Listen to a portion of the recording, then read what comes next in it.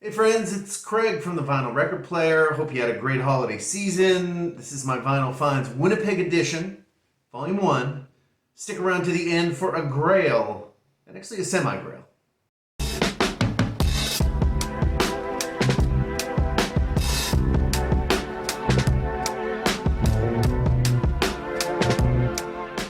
All right, again, hope everybody had an excellent holiday season. I certainly did. I went up to Winnipeg, Manitoba, Canada, where I'm originally from. Cold as hell, but it was great. If you live in Southern California, the world never changes. It's always nice weather. So it's always nice to get a taste of where you're from. But enough about that. Let's get right into my vinyl find today. It's up volume 1, by the way, because Winnipeg was like, I was stunned. It was never like that when I lived there. But let's go ahead. Let's start up from 75. The Supernatural Thing by Ben E. King, actually.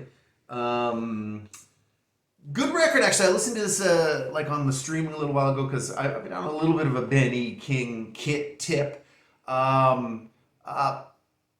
Really good funky record. He kind of embraces the funk. I think that was what was popular at the time, and he obviously this album went to number 5 after kind of a lot of years of just kind of nothing. I've got another great album of his from '71 that I don't think it sold a lick. This one's good. Some great shots of Ben on the back. Probably he's just being Ben E. King, people. Good one. Supernatural, the title track, part 1. How about the title track, part 2? And You're Loving It Good Enough. There's a lot of really good jams on this. Not a lot of Benny King penned songs, but there's a lot of good songs. And I saw this one for like $9 Canadian, and I was like, I need that one. So while I was there, also started listening to the Shy Lights. I found 1974's Toby at the same place. Pretty good. I'm not sure that I trust the AllMusic reviews on these particular albums because they seem to be a lot of 3 stars, and I thought what I heard of this on the streaming was great. So anyway, cool album, but check out these fellas on the back. What? How great are those? Those are some good outfits, is what I'm saying. I mean, these fellas came dressed to impress. So anyway, great record. Excited about it. Got it for $11. Again, it's Canadian, so as a US dollar user, wow, the power is with the US dollar. I mean, what can I say? It is what it is. Here's a little surprise. Not normally my thing at all, but you know what? I was hanging out with my parents, and we went over to their friend's house. Great people. I know them from when we were kids or whatever. We were talking about records at one point. And the gentleman, he's like, hey, I think you should have this. And I'm like, okay, all right. It's an OG, like 1970 pressing. I think We Music of Canada. If you're a Doors person, you totally know this album, I'm sure. But look at this. Those guys are rocking. It's clear that they came to rock. Let's be rock. At any rate, really excited to get this. He said he played it like a couple of times, and that's it. And this is actually my first Doors album. Never was a big fan, but I'm open. And with a record that looks this cool, it can't be denied. So Morrison Hotel from 1970, The Doors. This one was kind of weird. It's the Mark IV. There was another band called the Mark IV, like a white band in the late 50s. These guys were from New York. And actually, I know nothing about this record, except I've seen it on the classic website, funkmysoul.gr. Anyway, I've never heard it, but look at these dudes. These dudes is looking all right. And then on the back as well. But actually, there's so little information on this that it's insane. But a guy on Discogs said that, and I didn't notice it at the time, but the classic singer-songwriter Roy C., or also known as Roy C. Hammond, basically wrote a lot of the tracks on this, and he did. So I'm actually really excited about this one. This is one of those ones where you go on Funk My Soul, you're like, I need a record to stream, and you try to find it, and you're like, I can't find it. I really can't find it. So anyway, the Mark IV on the Mercury label from 1974 also. Oh, I mean this one I gotta pull this one out because it's so awesome, kind of hilariously enough. Talking about GC Cameron, whoa, is what you're saying. That's a lot. I'm like, it's kind of a lot there, GC. But actually, pretty good album. A little disco-y. This is from '77 on the Motown label. GC, of course, was the lead singer for one album in the Spinners, and he likes his chest. I mean, I'm not gonna hate on his chest. Dude's done some workout. Oh, but then, let's check out the back. Oh, is that a flex down from the GC? I believe that they call this a GC flex down, I believe. So whatever it is, great. I love GC Cameron, and this one is good. It's a little disco-y, like I say. I'm sure it didn't sell very much, but I mean, I don't know why. With that kind of flex happening, this may be the only record I own that has a man in full flex mode. I mean, but hey, sometimes if you're on the hunt, sometimes you experience such treasures, friends. You must not be afraid. You must take them. I don't know what to feel about this one now. This is Honeycomb from 1972. This is Love, Peace, and Soul. I went to the store and I saw this Honeycomb, and I've seen Honeycomb albums before, but they're always in the neighborhood of $25, $30 US, and this one was $20. So I was like, oh, I'll get it. And of course, the ladies. Oh, and then, how about on the back? Oh, ladies. They're probably all looking at GC. Probably not. Anyway, now I'm reading in All Music. This was unfortunately their last album on the Hot Wax label. That, of course, being the Holland Dozier Holland label when they broke off from Motown and were probably like, hey, Barry, you're not paying us. It seems like a classic story the more you find out about it. But anyway, excited to hear it.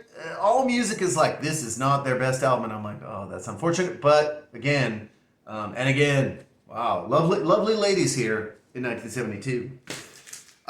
Getting to the Grail. We're getting to the Grail. This one was just I have known nothing about this. There's no review on All Music for this. This is Icantina Sweet Rhode Island Red.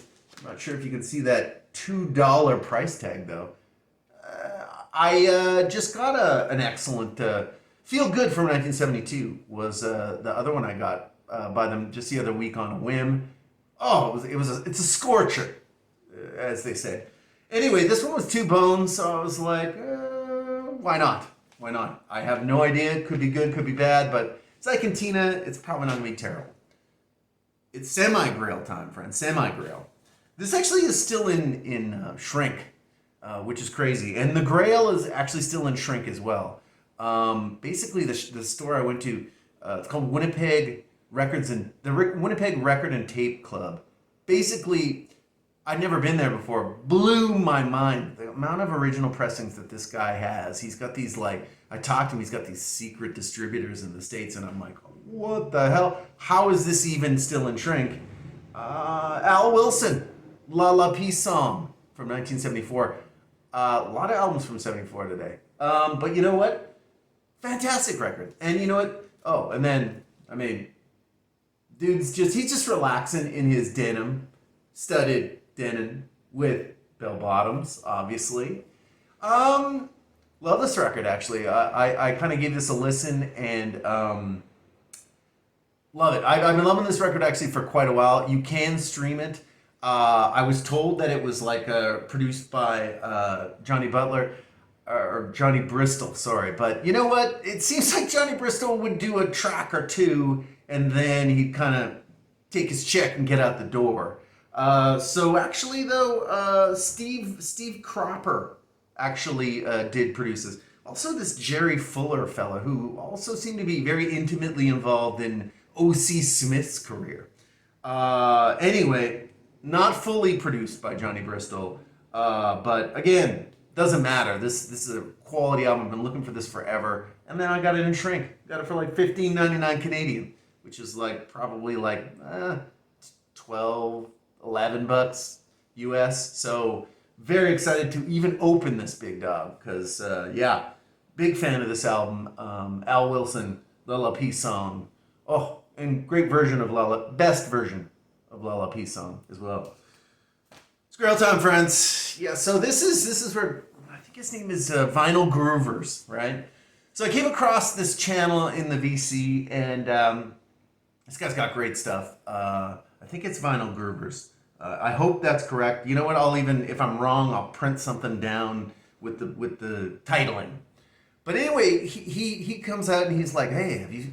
This is one of my favorite albums," and it happens to be Seed of Memory by Terry Reid. Now, I have been looking for this album basically since I heard about Terry Reid. I was like, I can't believe it. This album is so good. It's not available on streaming. So there's like one album clip, and then, you know, there's some track clips on YouTube, but there's a one album clip that I've like worn out. I've played it again and again and again. Apparently there was distribution problems with this. This was produced by Graham Nash, of course, Crosby, Stills, Nash, and sometimes Young. Phenomenal record. Apparently ABC Dunhill was having some issues financially around that period, maybe for a very short period of time because it seems like they kind of kept going. Anyway, the distribution on this was apparently trash, and it just never really sold any copies. This has got a cut corner here, but otherwise, I believe I may have just opened this like 5 minutes ago, as in never been played. Anyway, and yeah, so thanks to the Vinyl Groover for just reminding me of this album. I'm actually very excited to play it. I just assumed, honestly, that I never would see this album in the wild. Like, never. I was wrong. So yeah, that is my grail. If you ever do see this one, a lot of people talk about River, and I don't mind River. It's a little jammier. This is more just like a lot of just really good tunes. This is his masterpiece, I think. So yeah, total grail for me. Found it on my birthday, believe it or not, which was crazy. And actually, I found it just after seeing Vinyl Groovers on his channel there. You should check him out if you like funk, a little bit of rap even from the 90s. That's talking my book. I was there around that time. So anyway, that's it. Terry Reid, A Seed of Memory, 1976. Key tracks. You know what? I'm talking Grail here. So listen to Faith to Arise, and also Seed of Memory is good. Guitar is amazing. He's an amazing player. Love his voice. Terry Reid, 1976. Can't get enough of this new Grail that is now cut corner aside in my collection.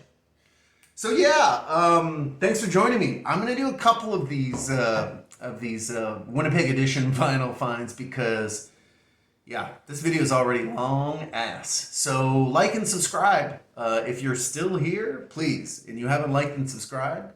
But yeah, otherwise we'll see you on the next one. Have a good one, and Happy New Year. It's a coming. I mean, listen to him, right?